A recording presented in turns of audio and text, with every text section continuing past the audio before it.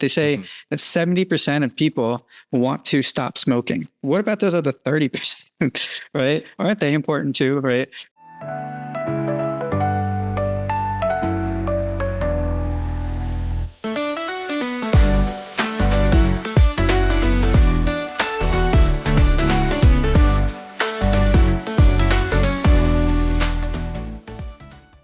All right, so today we are sitting down with the one and only Dr. Vermillion. Now, that might sound like a James Bond villain, but I can assure you it is almost exactly the opposite of that. At the age of 17, Tim, not the Tim you're familiar with, but the Tim you're being introduced to. Different one. Joined the New Jersey Army National Guard as a medic, and now he has over 24 years of service. He started off serving on the enlisted side. He ended up being the non-commissioned officer in charge of medics as an infantry unit in Iraq in 2008. He was a staff sergeant at the time, and his journey with the Veterans Administration began in 2010, an organization I'm quite familiar with. He has served in that capacity as a mental health social work supervisor and a director for a veterans center. His experience also includes a significant period after 9/11, where he spent 3 months deployed at the Fresh Kills landfill in Staten Island, providing medical support to the FBI and other agencies investigating the site for remains and other sensitive materials. That winter, he also worked with the National Guard, patrolling New Jersey, Jersey City specifically, to secure major transportation hubs in the area. I'm sure you all know how terrifying that period of time was. Yeah. And what a state of high alert that our nation was in. Yeah, so definitely. Dr. Vermillion currently provides remote therapy to clients in California, primarily readjustment therapy, which could have been helpful for me a couple years back. He also provides a ton of treatment for vets suffering from PTSD and CPTSD through the VA. In 2012, he transitioned to becoming a behavioral health officer and has held that role until recently whenever he's taken command of these medical holding units. He took over as a major, I believe. Is that right, Dr. Vermillion? That's correct. My current rank is major in the Army National Guard. Well, congratulations, man. Thank you. That's awesome. I hope that oak cluster is treating you well. Yeah, it's heavy on the collar, but it's treating me well. So Dr. Vermillion also treats clients through his own private practice, which I hear is much more extensive in the field of experience to standard military practice. Yeah, I do. Well, in the VA, in the military side, as far as behavioral health officer, we have limits because we're not full time. So we would only be able to kind of figure out what people are going through and then hook them up with people in the community. The civilian side, because that's where they spend most of their time, the guard members. In the private sector, I see mostly first responders, police, that type of clientele. So it's mostly veterans inside of the VA, and then police and fire, dispatchers, et cetera, on the outside, paramedics. So I understand that you not only hold a doctorate of social work, but a master's in the same field, a BA in psychology and sociology, and then a master's of science in digital marketing. Yes, and a master's of education. I think going to school is something that I do in order to keep myself grounded as well, and trying to get as many different ways to look at a problem. So, helping people through understanding how people learn is awesome, and then also how to craft a message so that people can receive it through the marketing, et cetera, are great tools to have. And then, of course, social work is where I got involved in mental health and have been doing therapy for a number of years. Fantastic. Oh my gosh. Sorry I missed that master's there. It's in the middle of the block, and I was kind of bouncing around there. It's all right. I'm not working on another one just yet, but you never know. That is phenomenal. Aaron's introduction of you, I think, did a pretty good job, but I want to hear a little bit more about yourself from yourself. Yes, I started out when I was 17 in the National Guard. A couple of years later, I went to Honduras, Nicaragua, helping build, providing medical care for the CBs and whatnot, building the hospitals and schools down there. So we do those in the summer. So I had a couple stints outside of the country. But my main stint outside of the country was Iraq in 08, 09, where again, I was the NCOIC for the medics, working with an infantry unit that was doing operational security work for FBI and CIS, all the organizations that were running intelligence operations over there. So we'd kind of run them to their meets, and everything else is quite an experience. Prior to that, I was also working with the Counter Drug Task Force, which is each state has one for the National Guard. They all have different kind of roles depending on what state you're in. So I was working out of the DEA, the Drug Enforcement Administration, and working with their public information office and their training office, kind of, again, crafting messages and putting it out to the public regarding different issues that were happening at the time, heroin, et cetera. Those were some of the big points in my life. The 9/11 was pretty crazy. I tell people it was like the Terminator movie at the very beginning, where you see all the giant machines running through a wasteland. That's what it was. It was raining. The ground was bubbling. You have these giant machines everywhere. And all they do is, everything's coming in there, bringing piles and piles of wreckage. So it was crazy at that time, and I'm glad that I was able to go through it and support the country and the people the best way that I could. Yeah, serving through and assisting during the 9/11 attack and the fallout afterwards. That must have been a huge mental toll on yourself. Yeah, and it's appropriate to reach out and get the help that you need, even as a mental health or a medical professional. You still need to get the care that you need to get as well. Yeah. So that's important. So make sure that if you're out there and you're a paramedic, police officer, doing the best to help people, get the help that you need as well. Yeah. Yeah. 100%. Aaron and I have both worked in the security law enforcement field for, I'm encroaching on a decade. And I think, Aaron, you did about 10 years as well, correct? I did, private and military.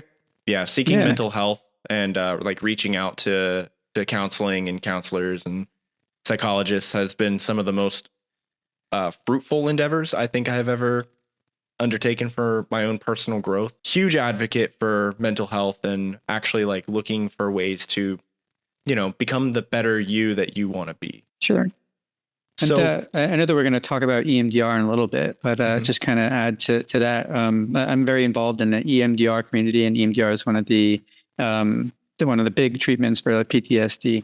And why I bring it up is because with one of the organizations is a non-for-profit called EMDR HAP that provides services pro bono to people that have gone through something traumatic. So involved in working with police, first responders, I was also involved with one of the trauma response networks down in Florida during the Parkland shooting. So I met with some of the students, police officers during that incident as well. So just kind of overall trying to do my best to help people in their times of need. I have two questions straight off the get-go here.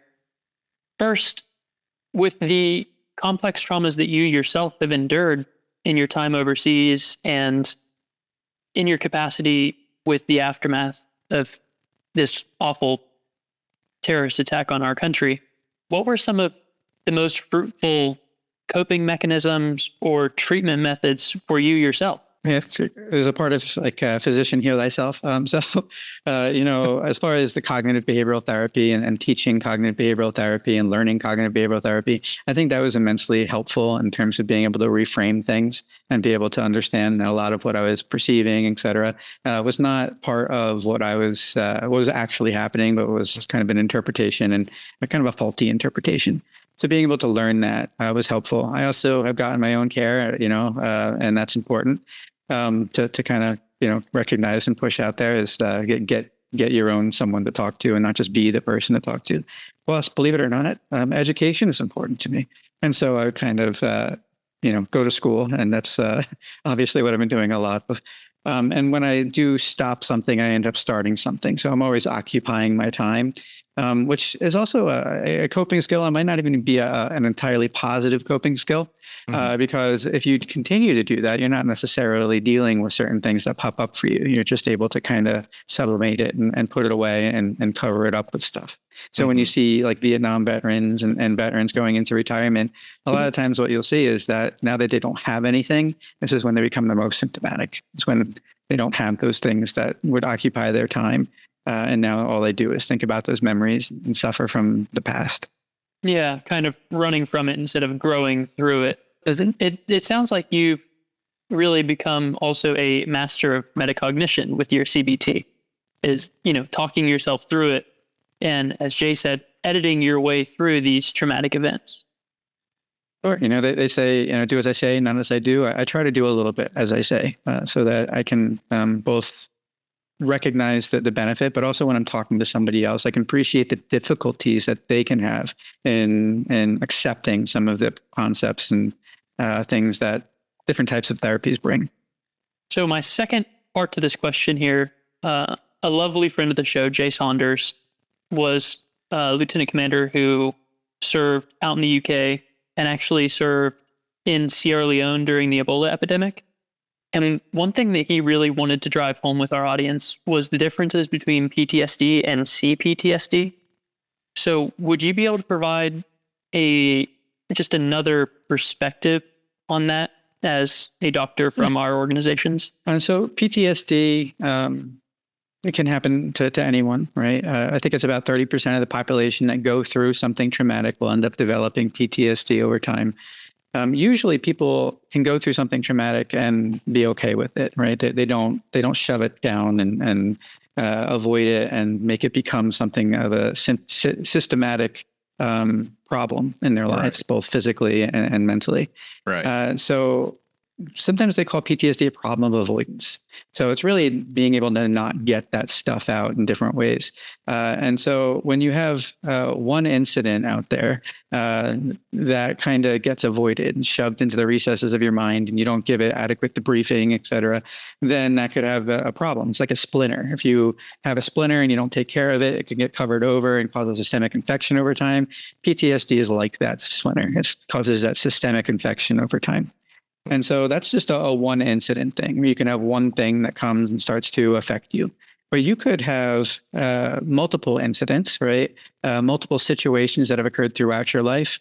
And these start to complicate the picture and become more complex. And if you also have a childhood that was bereft of, that you didn't have the appropriate upbringing in some way, whether you were born a temperamental child and didn't have a environment that nurtured you through that so that you could cope well and move on and succeed, or vice versa. If you were a good, had a good temperament when you were born and you were in a bad environment, right? Both of these things put you at risk of having complex PTSD, because as you start moving through your life and coming into contact with these situations, you're more likely to shove them in the recess of your brain or deal with them in ways that are not healthy and not helpful. So instead of just having one splinter, you actually have like a full handful of splinters. Yeah, and you don't know how to deal with them, right? Mm-hmm. If you have one splinter, like you might be able to figure out a way to deal with that. Like even if it's maladaptive, you might have a bad, you might go to school all the time, or you might do something. People smoke lots or something like that. So you might have like one incident, and you find a maladaptive way of doing that. Now, if you have multiple splinters and each way you're trying to hack at that splinter in a different manner, now you're going to have multiple issues. You're going to have multiple maladaptive coping skills that are going to affect you in different ways.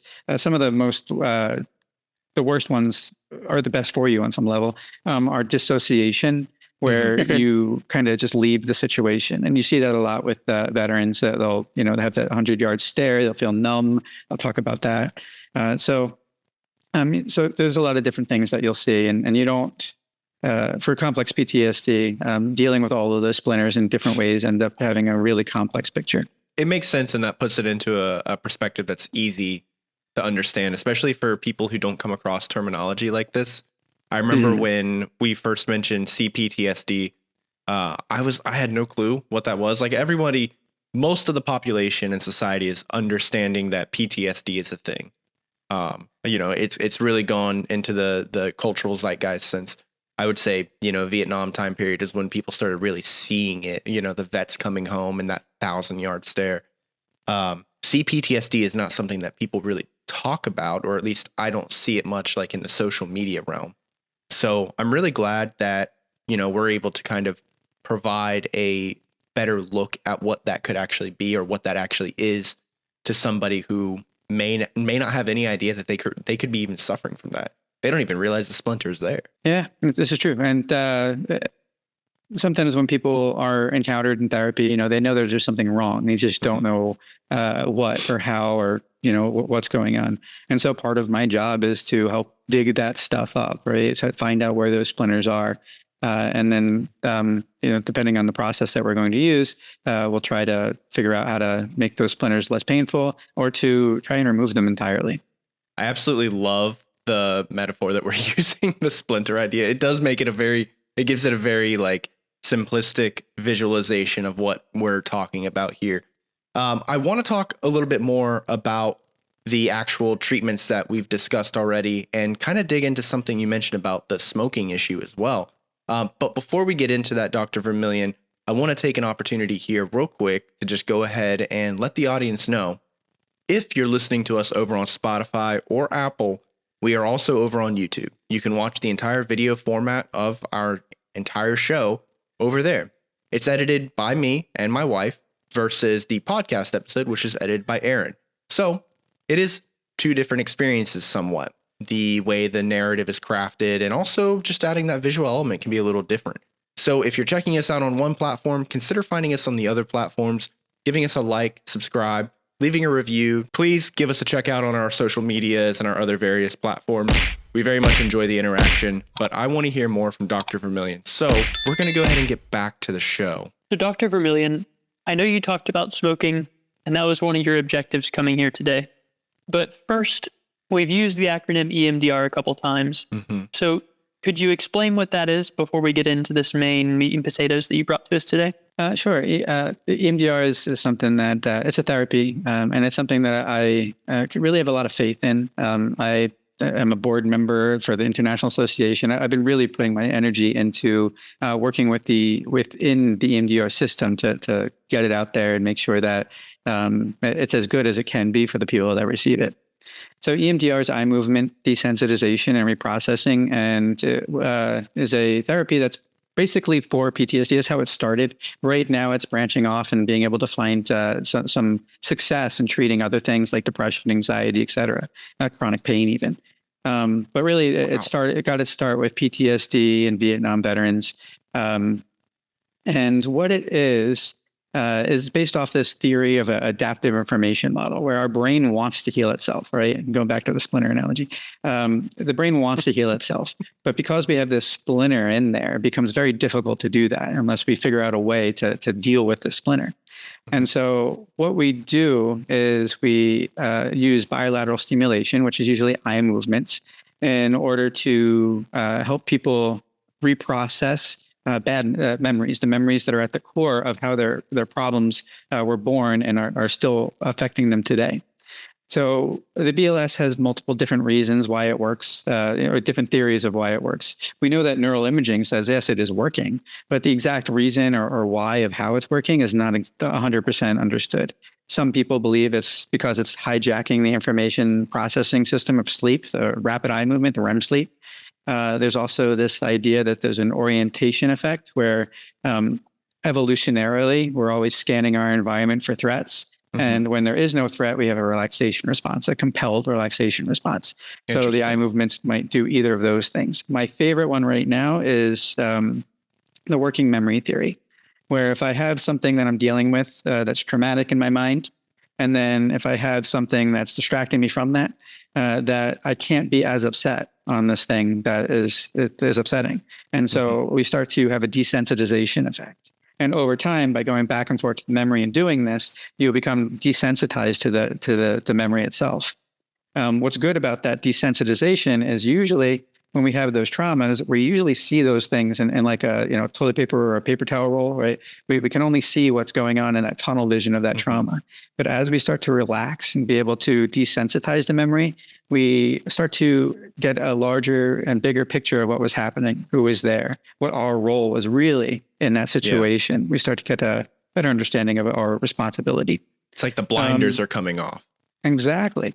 And so that further can desensitize the situation and also allow things to generalize. So the lessons you learn through that bigger picture can also generalize to other bad memories and even stuff that's happening today. Something you mentioned was EMDR. Typically you utilize eye movement, correct? But you said usually. Is there other forms of other forms that you use? Sure. So eye movement is the most researched one for RTCs. However, anecdotally and through qualitative research, you'll find that a lot of people prefer tactile. So they might like tap their shoulders or do a little butterfly hug or something like that. We also have mechanical things, right? So we have people have buzzers. They'll put the buzzers in their hands and they'll buzz back and forth so that they can do it that way instead of having tapping. So there's different ways of doing it. If you're going to do a hierarchy, usually the best is the eye movements and then becomes tactile and then auditory. And sometimes they find that auditory, if one of your traumas has to do with people screaming or, something auditory, then adding that piece can also be even more beneficial than the eye movements. So it really sometimes depends on what trauma we're working on also. Yeah. The hand tapping thing. So it's a little anecdotal here. It kind of off the cuff, but I watched this Korean drama show with my wife. She loves those and she's gotten me into them. I'm hooked now. But it was a show about mental health called It's Okay Not to Be Okay. And that was actually one of the tactics that the main character showed like another main character of like how to help her with her trauma and stuff like that. I didn't know that was a real thing. I thought it was just something they put into the show, but knowing that that's an actual like technique that's used to help people process trauma, I find that very fascinating. Like they put a lot of research into that show. That's awesome. Good job on them, but also fascinating information you're telling us here. I mean, that's so cool. I feel like I just discovered something new here. It sounds like EMDR. I'm correlating this to the military black box theory, that if you're out in a fob, you don't have power, they drop off a black box and you can just plug in all your stuff and it just works. You don't necessarily need to know how or why it works. You just know that it's working. Yeah, and there's a lot of therapies out there right now that are getting some evidence base that the exact mechanism isn't fully understood. But the fact that it's working is understood. And there's a lot of research that shows that it's working. And there's two other therapies that the VA especially like, and that's prolonged exposure and cognitive processing therapy. Yeah. Prolonged exposure is really one of the best ones. However, it's very difficult. And people drop out a lot. So it's like, if you can get through it, it's probably, it could have good results. But again, it's hard for people to get through. And then CPT is hard for people. Cognitive processing therapy is hard because it's based off cognitive behavioral therapy, which has a lot of homework. You have to do, all these practice assignments and stuff. And a lot of people can't do that, especially if they're symptomatic. So they have trouble doing the practice assignments. And so, they might not benefit from that. EMDR has no homework. EMDR doesn't require as much face time with the actual traumatic parts of the memory than prolonged exposure would. So sometimes it's an easier and more palatable therapy for people to do. I love the simile you went with it's like looking through a paper towel roll, because whenever I get swallowed in my pain with my back injuries, a good way to pull me out of that is to really do a full body scan and be like, okay, this 2% of my body is excruciating right now. The other 98% is pretty fine.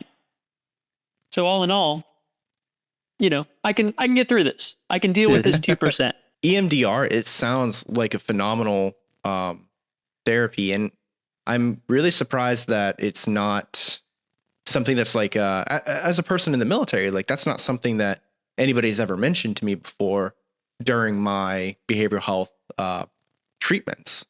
I'm guessing it's not utilized by military physicians very frequently. It is in the practice guidelines for the DoD and the VA, and there are a lot of trainers out there that train just with the VA. However, as far as who does it and where, it's very sporadic. There's no organized training operation for EMDR, I don't think, in the VA or the DoD. The VA is slowly moving that way. As you know, I can actually tell you that the main office of mental health and suicide prevention in the VA is now actually working with a bunch of VA clinicians in order to work on the community in there, and then hopefully look for opportunities for training over time. So they've moved forward in the last even couple months in terms of kind of promoting EMDR more within the VA community. That's incredible. I'm really glad that they've been pushing for more treatment opportunities for individuals to kind of see what's actually going to help and work for them. Because I'm guessing EMDR isn't like everybody can sit down and it'll work for them. Like certain treatments will work for certain individuals more than others, correct? Yeah. I mean, we'd like to say that, it works for everybody, but nothing works for everybody. And that's okay. Right. So you've got to find something that works for you. I generally, I teach it, so I generally have some good results. However, I don't have good results with everybody. So there are people that would need cognitive behavioral therapy versus EMDR or something like that. Mm-hmm. So as a doctor and, pushing for help and getting everybody better, especially in the world of trauma situations, smoking cessation, that is something that has come up largely in our preparation for this episode. So I want to hear a little bit more about like what exactly is smoking cessation? I mean, I know what it is, but what exactly, like, what is the reason why you're pushing for that one more specifically? I've actually had a lot of counter drug task force, a lot of experience working with different organizations. And I recently, a couple months ago, I can't remember when, did a presentation with an organization in New Jersey that works on opioids, and that was the topic, was opioids and stuff like that. So talking about harm reduction in that context, somebody reached out to me and started talking about smoking. And one of the things that really occurred to me, and I think this is important to hear, right, is that opioids kill 80 to 100,000 people a year. Smoking kills 480,000 people in the US a year, right? That's a lot. And we don't talk about it as much. We're not as afraid of that as the opioid, scary opioids. But it's killing a lot more people than opioids are.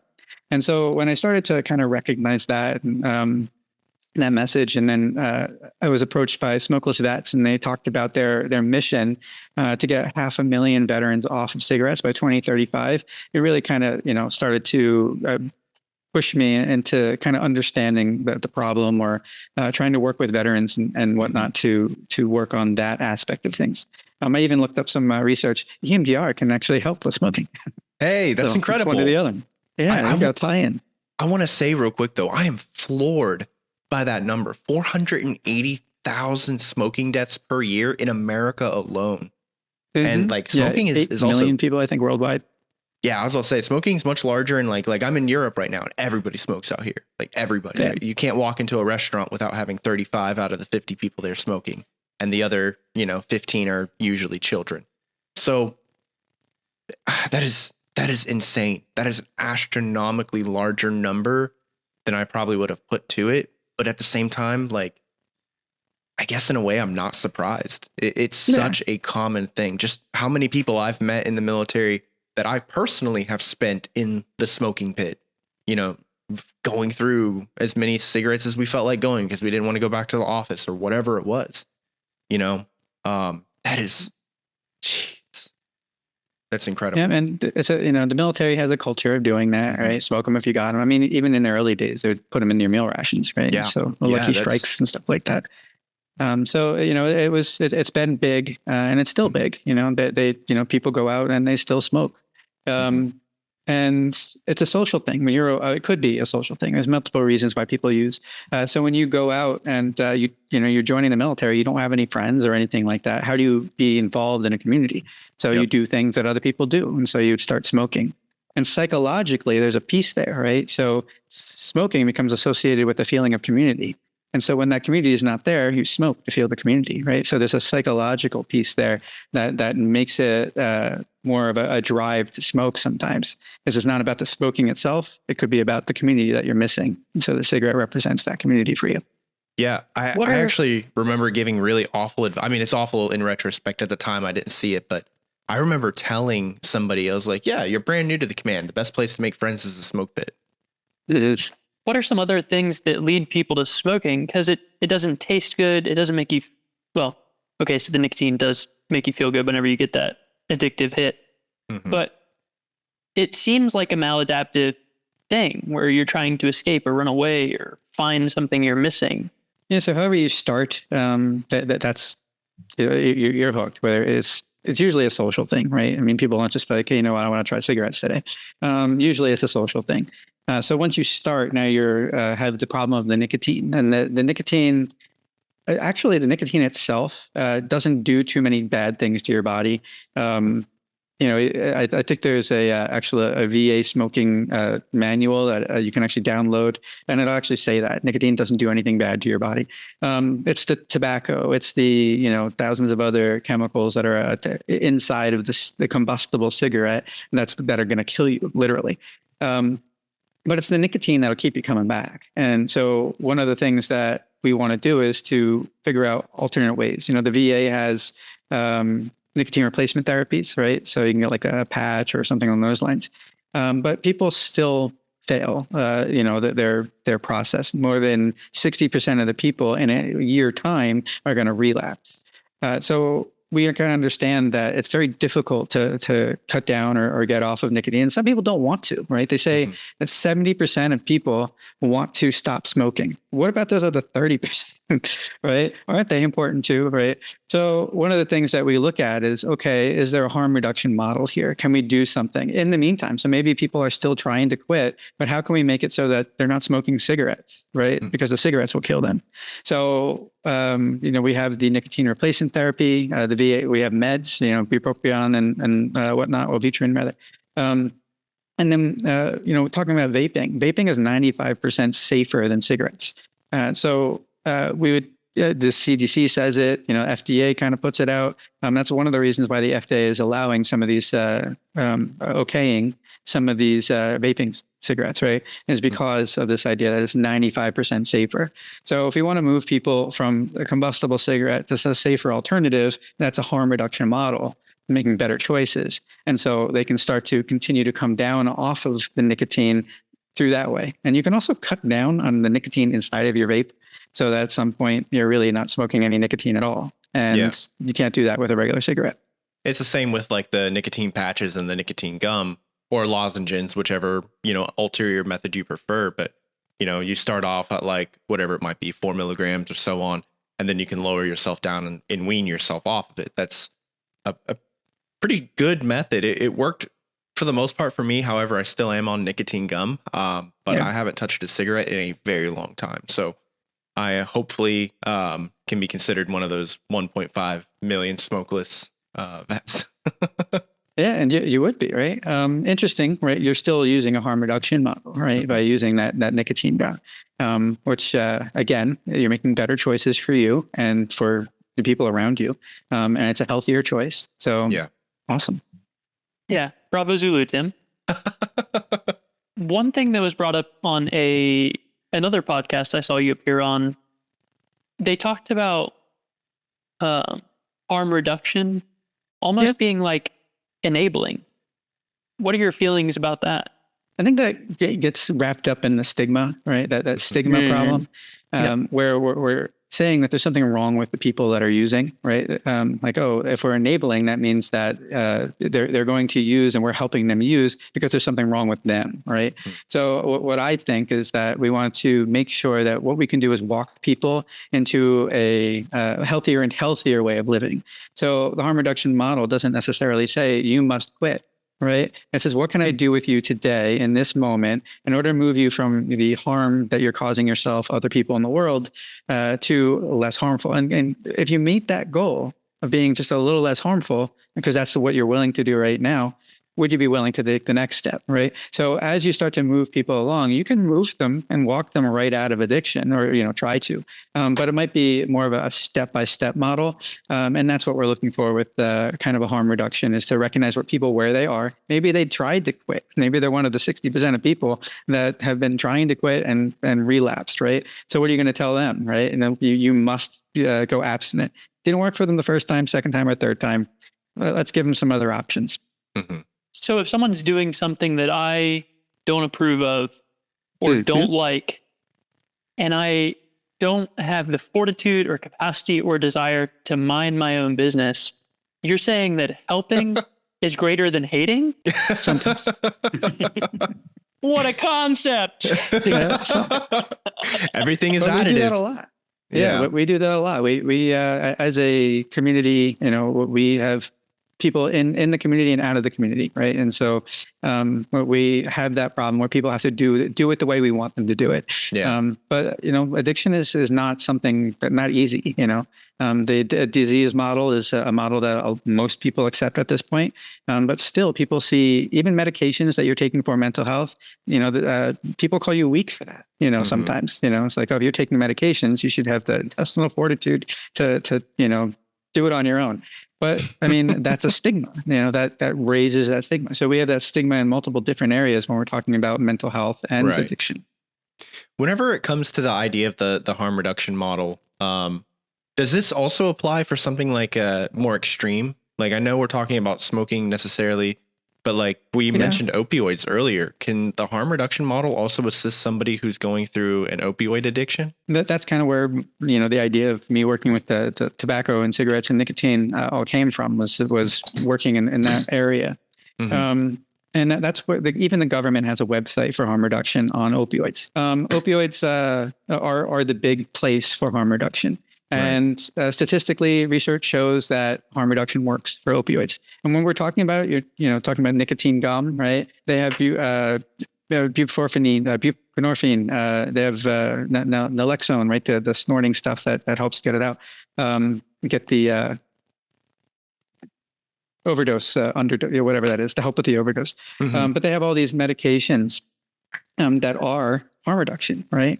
And what if you don't give that to somebody and they're on opiates and they're struggling to find ways of getting it? They're doctor shopping, and now like they can't get it from a doctor, so they go to the street, and they keep going, and eventually they might be using needles. So opioids is like a poor track if you don't get people on the right foot. What can I do today, where you are, to take that first step towards better and more healthy decisions, right?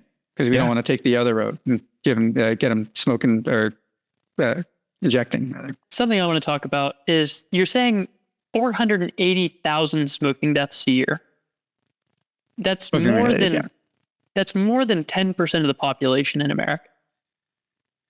If more people were aware of this, more people would care.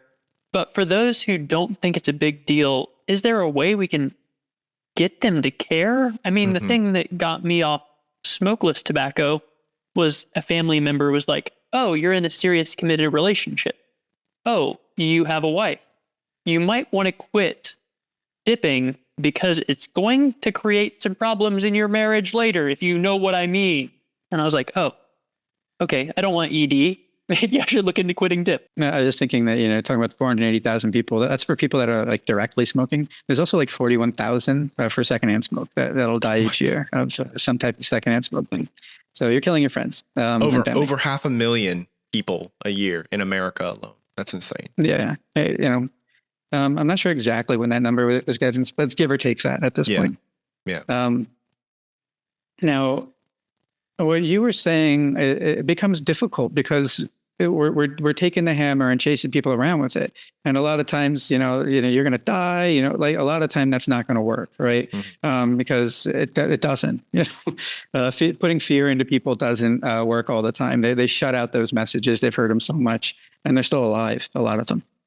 So the messaging has to be something different, right?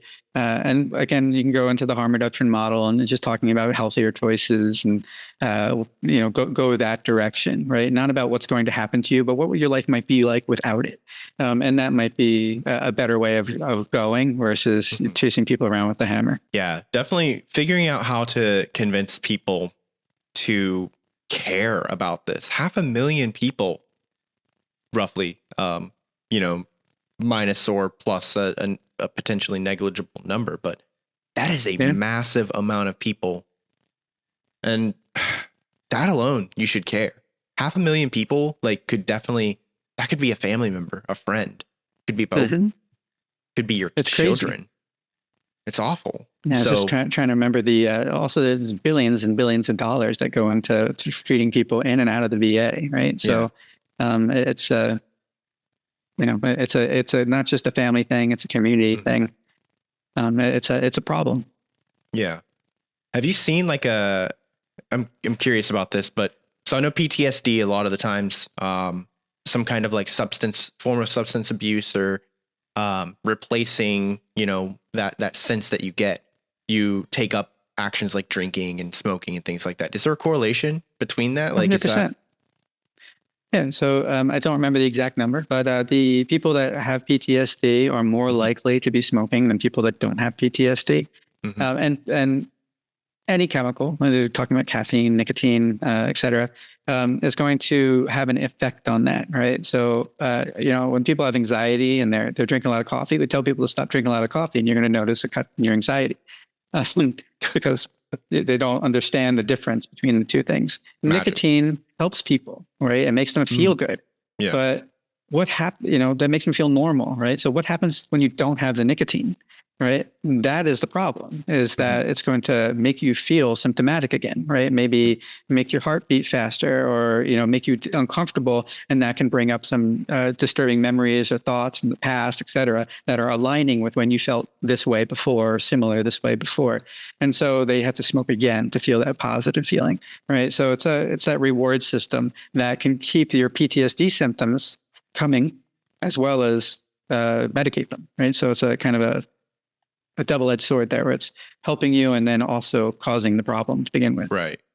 So in what ways are you currently working to advocate for smoking cessation and also harm reduction methods? Yeah. So right now, talking to you, I'm trying to get the message out, trying to do that. I'm working with another organization to help, again, craft messaging and be able to put that stuff out on my own social media and get it out. And then within the VA, it's mostly working with, the individuals that I work with. I don't have a large voice in terms of the tobacco thing at this point on the VA side. So I'm not really working with that on some level. But it's mostly about education at this point. And again, I'm working with an organization right now, actually starting today, that we're trying to figure out ways that I can help craft and get that message out to more people. So what organization is that one that you're starting with? I mean, I would like to, just put the organization on Smokeless Vet. In terms of what I'm using, it's more of a message crafting thing, not specific for just smoking. So I don't want to give them accolades yet until they do a good job. Awesome. We'll split that then and say, so since you're trying to get the message out on your socials, where can people find you and how? DR on X or Twitter or whatever you want to call it these days. DR _ Vermillion. That's my handle there. I'm also on LinkedIn. My full name, Timothy Vermillion. You can find me there. So those are the two main ones. I'm going to try and do some work on Facebook as well, more lives or something along those lines very soon. So those are the things that we're working on right now and where you'll find me. So some of the things that have helped people in my life quit, my mother quit tobacco or cigarettes rather. And I'm very proud of her for that. And the thing that got her through was during her smoking cessation class, they said, the craving will pass. The average craving is 7 minutes, I think is what they said to her. And her main thing was the oral fixation. So they were like, cool, just get a pack of straws, cut them up into thirds and just chew on a straw whenever you feel like you need to smoke. And then by the time it's chewed up, your craving will have passed. Are there other neat tricks that you tend to use or hear a lot of success stories resulting from? I get going back to vaping and the actual statistics on it. The UK is giving away vapes as part of their process because they understand that the benefit of moving away from combustible tobacco. There's no trick there per se, but you're getting the nicotine in the moment. And the thing that you might have the oral fixation, which that helps with, but also there's a throat hit, a throat feel that a lot of people will miss. And so you can actually get that from vaping, right? So there's a couple different aspects of vaping that mimic the combustible cigarette, which again is why it'll be an easier transition. But the UK is moving people off of cigarettes. I think it was Sweden. It wasn't mess up Sweden and Switzerland. I don't know why, but they both have S's. But they're both beautiful too. So yeah, they've moved people off of. I think they are consider themselves a tobacco-free society. It doesn't mean that they're completely free of tobacco. It just means that their numbers are a certain amount. But yeah, and because of doing smokeless tobacco, and we're not talking about tobacco, but like pouches that don't have any of those chemicals. It's just part of like nicotine in them. So they've been using those things as well, which is another form that we could talk about at some point. But yeah, and then one of the things that we didn't really mention, I kind of brought up EMDR with smoking, but cognitive behavioral therapy for smoking is really important, even for that entire year where you're trying to come off of smoking and nicotine. It's important to get that help and that piece along with your medications, nicotine replacement therapy, vaping, or however you're choosing to make that transition. That's incredible. And there's been a couple other awesome tools that's been coming out lately. And one big thing that really helped me was, again, it was the oral fixation side for myself, but I had like this necklace that I found. It was it's like a tube, like a metal tube. And anytime I'd feel like smoking, I would just, be able to puff on it. It's just it's just air coming through. It's nothing. But I definitely think the harm reduction method is a very solid way for people who are kind of on the fence about it. Be honest, like whenever I was smoking, like I was a pretty bad smoker at one point. I got up to, the classic pack a day smoker, I guess you could say. And I felt terrible. I couldn't breathe well. Whenever it came to doing any form of cardio, I felt awful. I was needing to smoke regularly. I'd get antsy and angry if I wasn't smoking. So finding those ulterior methods to kind of circumvent and, make the actual damage you're doing to yourself lessen is a phenomenal way for you to put yourself on the right path. I want to know, in the greater world of trauma treatment, how do you feel that smoking cessation falls into that? I know you've had your hands in working with so much trauma-based therapies, and then kind of focusing in on smoking cessation. Do you feel like you're treating a symptom rather than the actual problem, or do you feel like you're focusing on two different problems here? When we talk about medication, right? Self-medicating, right? This is a subject that we would talk about really at the outset when we're talking about people, when we're doing our assessment and talking about what's going on for them. And it's part of the conversation, right? The nicotine part, the caffeine part, these cause symptoms that mimic a lot of the symptoms that you might have in your PTSD anyway. So when you do have your withdrawal from smoking and that 7 minutes, et cetera, and now you're having your body crave it on some level, it's going to cause you to be uncomfortable, et cetera. And so we have to figure out a way of kind of informing them and having them understand that this is an issue that might be not helping you, even that's what it feels like because you feel good when you're smoking that cigarette and getting that nicotine, but it's also leading to possible pathways to the symptoms that you're using the cigarettes for, right? So it's kind of like a weird thing that it's helping you on some level and then it's hurting you. So getting them off of those cigarettes would be the goal on some level if we're talking about smoking. But alcohol is the same thing. And just, sleep. When you smoke, you damage your sleep because your body starts to crave those cigarettes while you're sleeping. And so if you have PTSD, sleep is important. You don't get much of it anyway. Yeah. So you want to avoid things that are going to make your sleep worse and have a poorer quality, and that includes smoking and drinking. Yeah. So smoking is a cycle where if you're smoking because you're triggered, when you smoke, it's going to link back to that trigger. So instead of solving the problem, you're just building up another way to get back to the problem. Yeah, and it'll cause those anxiety feelings because you need that cigarette, right? But those anxiety feelings will also feed into some memory networks that are going to possibly cause you to have some symptoms from your PTSD. Yeah. Yeah. You're hedging the weeds, sounds like. I don't know why we keep using these interesting metaphors and similes in this episode, but yeah, I think that's because mental health is such a complex thing for some people to grasp. There's still people who think mental health treatment and medication, stuff like that, is bogus, woohoo, whatever they want to call it. And that's insane to me. As a person who has suffered from anxiety their entire life and has been medicated and treated for it, people who look at mental health and say this isn't real, I don't understand. I can't grasp how you have come to that conclusion. I'm sure it's some type of generational cycle, echo chamber, noise feed, whatever you want to call it, feedback that's going on, but it blows my mind. So yeah, no, taking these complex concepts and breaking them down in more simplistic ways to understand, whether you're talking about the splinter, whether you're talking about, the cutting back weeds or the blinders or anything, these are ways for people to grasp a concept that is so nebulous.